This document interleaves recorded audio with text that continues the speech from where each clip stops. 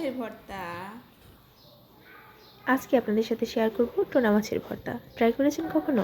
এই ভর্তাটা একবার খেলে জাস্ট সারা বছরের স্বাদ মুখে লেগে থাকবে। তার জন্য লাগবে আমার টোনা মাছ। 1 পিস টোনা মাছ নিয়ে নিলাম। তার মধ্যে এখন লবণ আর সামান্য হলুদ মরিচ দিয়ে ভালো করে মাখিয়ে ভেজে নেব। তার জন্য একটা প্যানে সাদা তেল দিয়ে নিব। তেলটা যখন গরম হয়ে আসবে তখন আগে থেকে মাখিয়ে রাখা মাছটা দিয়ে নেব। মিডিয়াম আঁচে মাছটাকে একটু সময় নিয়ে ভাজি করে নেব, যাতে ভেতরে কাঁচা না থাকে।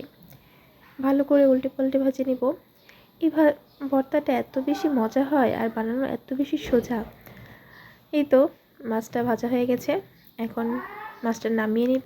নামিয়ে মাছের মধ্যে কিন্তু টোনা মাছের মধ্যে খুব বেশি কাঁটা থাকে না, শুধু মাঝখানের যে কাঁটাটা আছে ওটা ফেলে দিয়ে নিলেই হবে।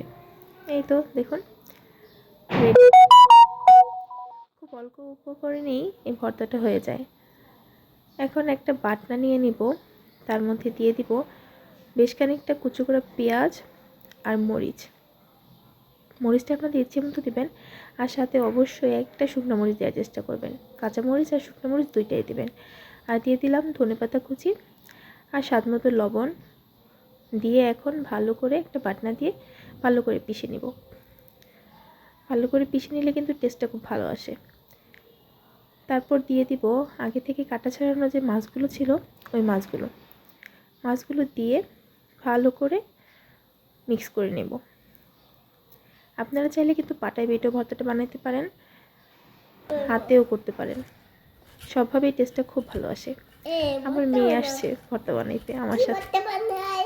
টোনা মাছের বলতেছে কি ভর্তা। করো মাম্মা? এই তো ভালো করে মিক্স করে নেব।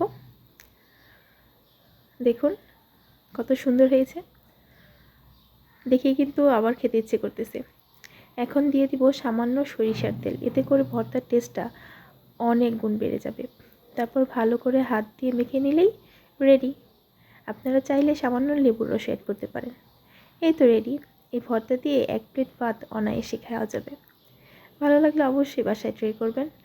আর আমার চ্যানেলে একটা লাইক আর সাবস্ক্রাইব দিয়ে পাশে থাকবেন। আল্লাহ হাফেজ।